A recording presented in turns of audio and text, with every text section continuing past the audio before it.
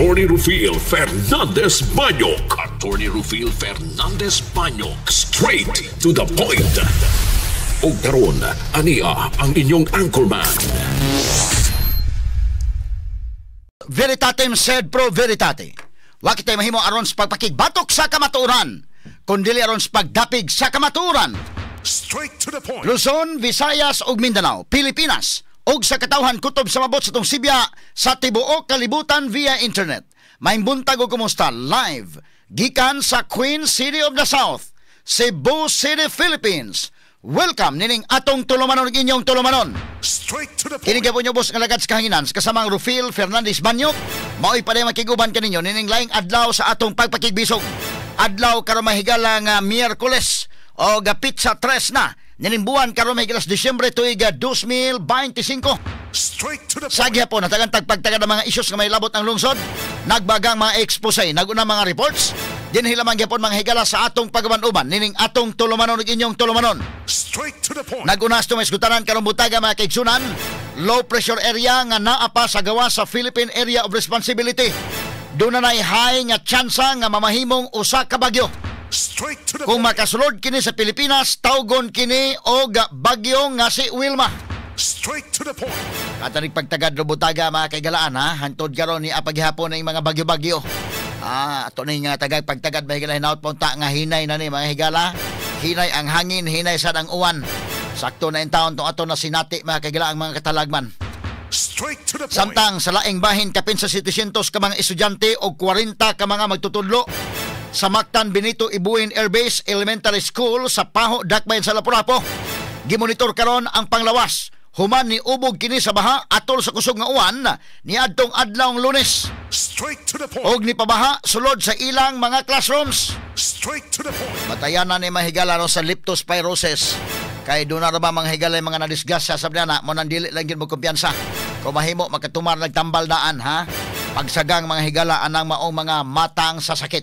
Straight to the Samtang unsay ka kasamtangang mga kanhi kasamtangan o kanhi kongresista gikan sa Sugbo. Nakadawat og kinitibuk-an nga 83 bilyones pesos nga gitawag nga New Pork Barrel Funds.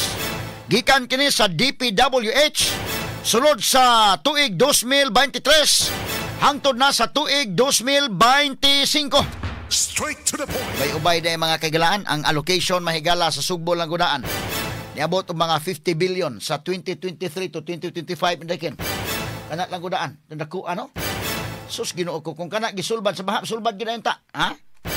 Kay sa una magud mga kaigalan nakaingon magud ta kining baha sa Cebu, baha sa Mandawi, baha sa Talisay, lisod sulbaron kung kwarta lang sa local government ang saligan. Kinahanglan tawag national funds. Karon na man na national funds ang gihatag. Imagine kana mahigalag sa 2023 to 2025 50 billion na. Unya karon mahigala matud pa sa kuha nato nga report ang kanhi congressman o kasamtangan nga congressman dunay mga 83 bilyones pesos nga gitawag og New Pork Barrel Funds. Straight to the point. Kadako ba ng kwartaha? Straight to the point. Binilyon man ni mahigalaw ang hisgutan ni libo at mahisgutan ni milyon, billions ang hisgutan. Ngano naman ni mga kagalaan nga naa pa mangyapon ning grabing pagbaha og daghan pang nangamatay sa baha. Straight to the point. Katanig pagtagad butaga sa atong baban-uban usab nining atong tulumanon ug inyong tulumanon. Straight to the Samtang point. sa kauluhan 12 ka mga opisyal sa DPWH nga gilambigit sa anomalusong flood control project sa gisuspenso sa ombudsman og 6 ka buwan. Straight to the point. Murag kuwang lalagi na no kanang taga DPWH labi pa mahigala taga Region 4 medyo dili masatisfied ang katawhan ana. Ingon usab mga kagalaan diri sa mga sad-an ining flood control projects. Liman kag kung imong subayon tanan trilyon kini tanan nga kantidad mga sukit tig paminaw ang flood control projects mga higala. Straight to the Ang point. anomaloso ini hapit mo 500 kabuok ang ghost.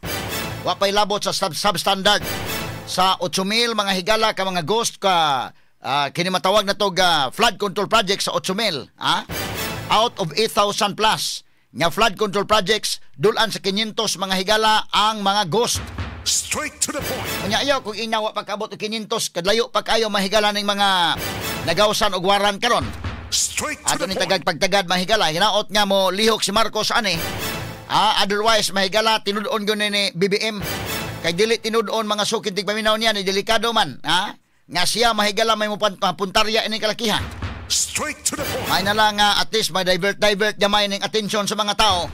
Straight to the point. Bisan pa man mahigalang korupsyon, klaro na nga naas Malacañang. Sa testimonya mahigalang saldi ko og confirm kana ni Ping Lacson. Laki pa mahigala ng iyang testimonya ni saldi ko. Labot mahigala sa 100 billion pesos. Insertion nga confirm mga higala nga naagyod. Og unya si Sandro Marcos po nga gipasinginlan ang anak naaday po mga insertions nga binilyon in the kin. Confirm sad nga naa. Straight to the Kada point. rin pagtagad butaga sa atong paman-uban mahigala ning atong tulumanon inyong tulumanon. Straight to the Kay point. kining mga nagrally mga higala ang mga tao nag-alboroto karon. Og si Marcos makigalaan mulihok gud siya nga kinahanglan mahatagan og ubay-ubay pa mga isda. Kompromiso mga higala, compromise ba? Og dili man galing mahigala si Marcos maoy mawagtang diha mga kigalaan na gyud man siya ihatag sad nga mga ubay-ubay nga mga isda or katong dako-dako nga isda buhahan ang mga tao di na mag-alboroto. Igo ba mga higala pakonsuelo bas katawhan? Kay kung tagaan lang nimo ng mga diara mga sad-an di ay ng mga warrant of arrest nga wa ganit kaila kay taga Region 4 ang mga sukitig paminaw Straight to the point. padayon nga mag-alboroto ang mga tao. So kanang bita-bita ng dako-dako pod nga isda, ha? Pananglitan ng maingon, sige lang, no? Ay na lang mo kabalaka, ilom na lang mo diha kay di ana sa Romaldes. Kana mga higala kung doon na lang gi-ebidensya bato kang Romaldes. At least mga tao siguro maingon, sige, okay na lang tingali ni. Kada ni pagtagad ng butaga mga higala sa atong panuban usab nining atong tulumanon ug inyong tulumanon. Straight to the point. Samtang dugang mga balita mahigala duha ka mga condo units si Saldico gisusi sa mga sakop sa National Bureau of Investigation aron pagkuha og mga dokumento nga giingong konektado sa anomalusong flood control project sa gobyerno. Straight to the point. Niining mga nakuha nga mga dokumento gikan kang Saldico matud pa duna na mga higalay mga ebidensya bato kang Romaldes. Straight to the Wala point. na ilang giingon mahigala primero ilang gidepinsaan mga kaigalaan nya mga tawa man gyud mohilom. Nya delikado man si Marcos mahigala og siya gyud may masikwati ning kalakihan. Medyo doon na compromise baghaan ning kalakihan ron. Pero pata masayod aniha kay imagine ka pagsugod ingon sila kanang affidavit ni Gutisa dili na maayo. Kay kuno wa mga higala manotaryo og klaro. Straight to the point. Kay kuno mga kaigalaan ang abogado nga nagnotaryo mi limod mga higala nga siya may nagnotaryo. Straight to the point. Questionable ang notaryo mga higala ni anang affidavit ni adtong Sergeant Gutisa sa Philippine Marines. Straight to the point. Pero ngano na unsang hitabua? Mo na pangutanan dako, nganong ma-questionable man ang notaryo?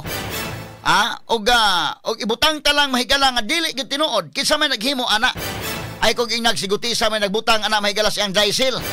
Sa kadaghang abogado ang Drysil gyud ang abogadoha may nabutang.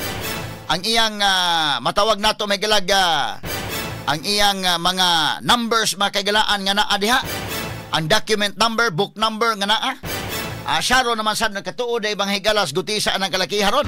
Straight to the point. So motoy imbestigaron. Ingon sa wa kay dili maayong pagkanotaryo. Unya karon ang ICI o ang DPWH ang okay na ipasakaan na lang kaso sa Romaldes kay wa pa mohilom ang mga tao. Ang gigamit nila karon attachment ang affidavit ni Gutisa.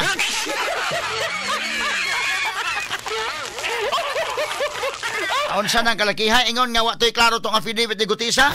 Anong mao na gigamit ron? Nga attachment kay pasakaag kaso sa Romaldes. Or gituyo ng attachment anong igo ra pag ma-dismiss? Dismiss ni kay kang Gutisa man nga affidavit. Adto tug pa mahigala sa ombudsman na. Tuwa niyang brad dito mahigala kay matud pa brad man ni si Martin Romaldes ug si Buying Remulla. Straight to the point. Ato ni pagtagad butaga ba kay galaan sa tubon uban usab ning atong tulumanon ug inyong tulumanon.